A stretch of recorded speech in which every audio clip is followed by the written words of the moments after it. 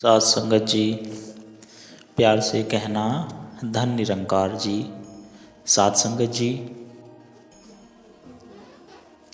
सेवा कर्म काटने का सबसे आसान जरिया है। हजूर महाराज जी के समय में एक बहुत धनी सेवादार हुआ करते थे। सात संगत जी, सेवा की तलाश में वह हजूर महाराज जी के पास आए तो हजूर महाराज जी ने उन्हें कुएं से पानी निकालकर प्याऊ लगाने की सेवा बख्शी। सात संगत जी,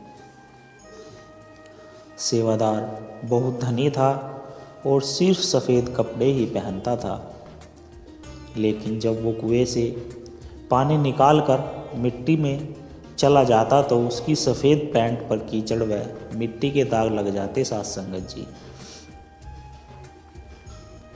उसने सोचा कि इस सेवा से तो मेरे सफ़ेद कपड़े गंदे हो रहे हैं, तो उसने एक नौकर को इस सेवा के लिए दिहाड़ी पर रख लिया। सात संगत जी, सेवा चलती रही। वो मजदूर उस धनी सेवादार के हिस्से की सेवा बड़ी खुशी से करता रहा।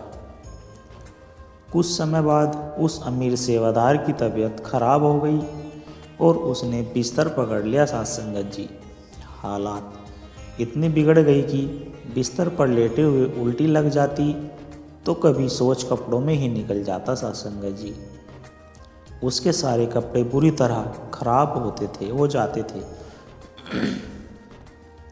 सात संगत जी, हजूर महाराज जी उनका हाल पूछने के लिए आए तो उस सेवादार ने रोते हुए कहा, हजूर दया करो।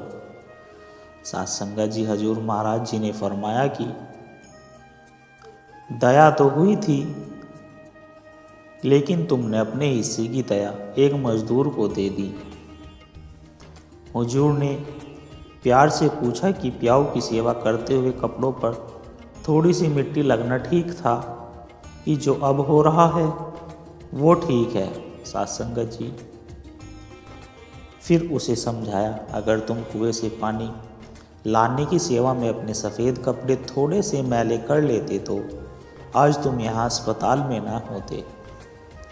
हम बिल्कुल भी नहीं जानते सात संगत जी के सतगुरु हमारे कर्म कैसे काट रहे हैं, बस हमें तो उनके हुक्म की पालना करनी है। ये तन भी उसका है, इसे ढकने के लिए कपड़े भी उसी ने ही दिए हैं। अगर सेवा करते हुए सेवादार के कपड़े मैले या गंदे हो जाए तो इसे भी सतगुरु की मौज समझना चाहिए। सात संगत जी,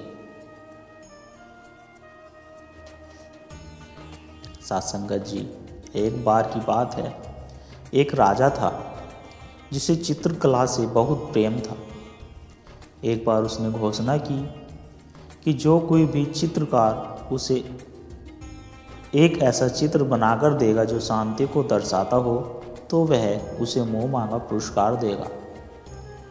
सात संगत जी, निर्णय लेने वाले दिन एक से बढ़कर एक चित्रकार पुरस्कार जीतने की लालसा से अपने अपने चित्र लेकर राजा के महल पहुँचे। राजा ने एक एक करके सभी चित्रों को देखा और उनमें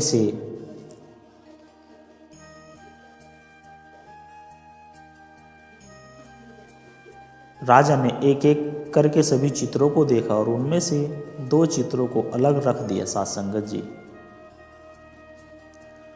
अब इन्हीं दोनों में से एक को पुरस्कार के लिए चुना जाना था।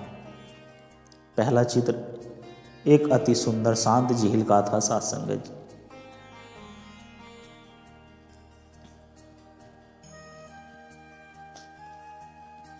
उस झील का पानी इतना स्वच्छ था कि अंदर की सतह तक दिखाई दे रहा था और उसके आसपास विद्यमान हिमखंडों की छवि उस पर ऐसे उभर रही थी मानो कोई दर्पण रखा हो। ऊपर की ओर नीला आसमान था जिसमें रुई के गोले के समान सफ़ेद बादल तैर रहे थे। जो कोई भी इस चित्र को देखता उसको यही लगता कि शांति को दर्शाने के लिए इससे अच्छा कोई चित्र नहीं हो सकता। वास्तव में यही शांति का एकमात्र प्रतीक है।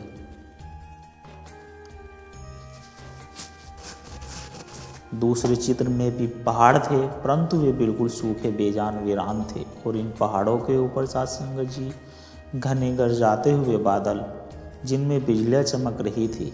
घनघोर वर्षा होने से नदी उफान पर थी। तेज हवाओं से पेड़ हिल रहे थे और पहाड़ी के एक ओर स्थित झरने ने रौद्र रूप धारण कर रखा था।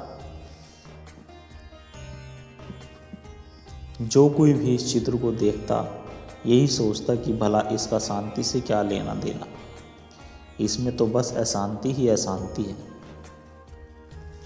साध संगत जी सभी आश्वस्त थे कि पहले चित्र बनाने वाले चित्रकार को ही पुरस्कार मिलेगा। तभी राजा अपने सिंहासन पर उठे और घोषणा की कि दूसरा चित्र बनाने वाले चित्रकार को वह मुँह मांगा पुरस्कार देगा। हर कोई आश्चर्य में था। पहले चित्रकार से रहा नहीं गया। वह बोला, लेकिन महाराज, उस चित्र में तो ऐसा क्या है जो आपने पुरस्कार देने का फैसला लिया? सत्संग जी, जब हर कोई यही कह रहा था कि चित्र ही शांति को दर्शाने के लिए सर्वश्रेष्ठ है। सत्संग जी, आओ मेरे साथ। राजा ने पहले चित्रकार को अपने साथ चलने के लिए कहा। दूसरे चित्र के समक्ष पहुंचकर राजा बोले, झरने के बाईं ओर हवा से एक ओर झुके एक वर्ष को देखो, उसकी डाली पर बने एक घोंसले को देखो।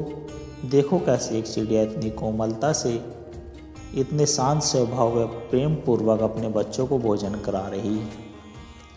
साथ संगत जी, फिर राजा वहाँ उपस्थित सभी लोगों को राजा ने उपस्थित सभी लोगों को समझाया, शांत होने का अर्थ यह नहीं है कि आप ऐसी स्थिति में हो जाओ, कोई शोर ही ना हो, कोई समस्या ही ना हो, जहाँ कड़ी मेहनत ना हो, जहाँ आपकी परीक्षा नहीं हो। शांत होने का सही अर्थ है कि आप हर तरह की अवस्था, अशांति, अराजकता के बीच हो और फिर भी आप शांत रहे, अपने काम पर केंद्रित रहे, अपने लक्ष्य की ओर अग्रसर रहे। साथ संगत जी, अब सभी समझ चुके थे कि दूसरे चित्र को राजा ने क्यों चुना। साथ संगत जी, हर कोई अपने जीवन में शांति चाहता है, परंतु प्राय हम शांति को कोई बाहरी वस्तु समझ लेते हैं और उसे दूर स्थलों में ढूंढते हैं, जबकि शांति पूरी तरह से हमारे मन के भीतरी चेतना है। और सत्य यही है कि सभी दुखों, दर्दों, कष्टों और कठिनाइयों के बीच भी शांत रहना ही वास्तव में शांति है। साथ संगत जी, साथ संगत जी, बड़े प्यार के साथ कहना जी, धन निरंकार जी।